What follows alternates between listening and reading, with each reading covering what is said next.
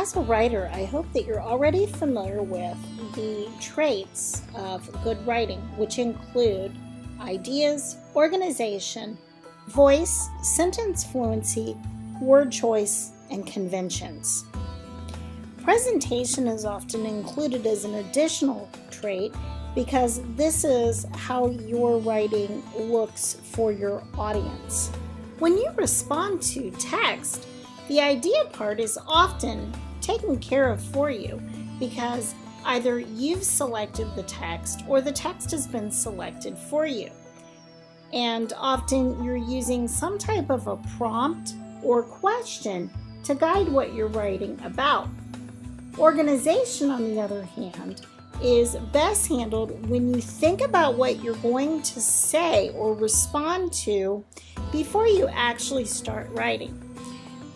Organization is usually best done when you can plan your thinking first, and that's why I spend time helping you see how finding your support and organizing your thinking in some kind of a plan will help your work flow. Voice is probably one of my favorite traits because if I've got my thinking already planned out, then I can just sit and write.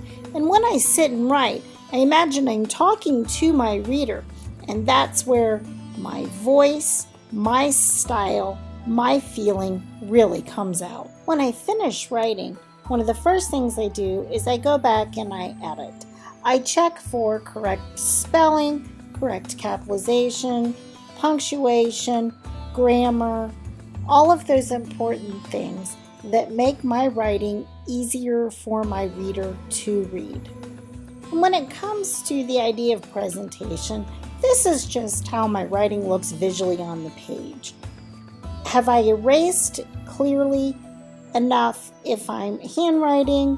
Have I put appropriate spaces between words? Have I indented correctly in paragraphs?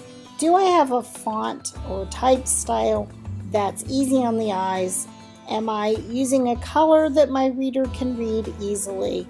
All of these things are important to how your writing is going to look to your reader. So take a couple moments to do a quick edit and make sure that you're proud of your presentation.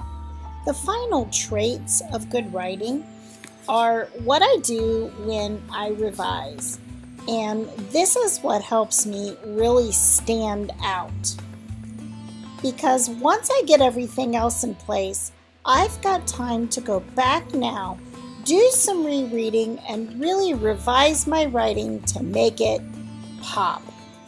The two things that I can do when I revise are examine sentence fluency or word choice. And so I'm going to model an example of that right now. So take a look at this piece of student writing.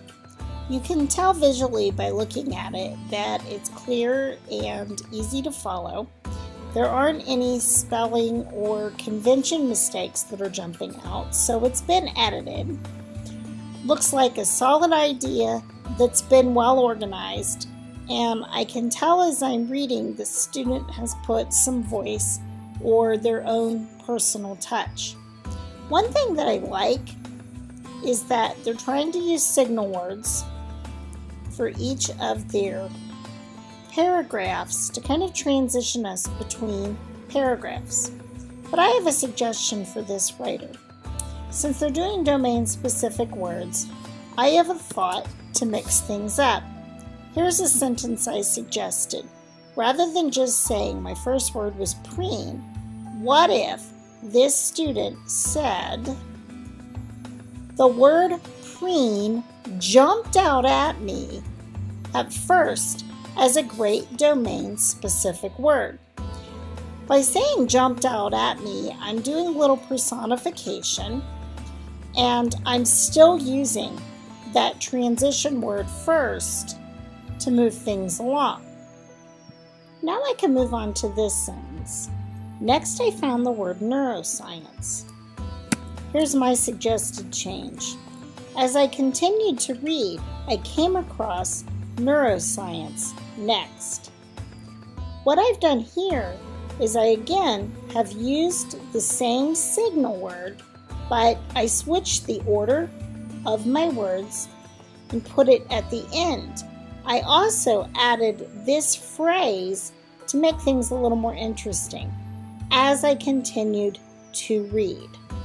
The last edit I'm going to suggest deals with this sentence down here. Finally, I found the word conductance. Here's my suggested change. Finally, when I read the word conductance, I was captivated. I'm making this particular suggestion because I find that I can add an action to it to make it a little more personal here. I didn't just read it, I was captivated by it. And so with just 3 quick revisions, I've changed 3 sentences to make this piece of writing a little more interesting.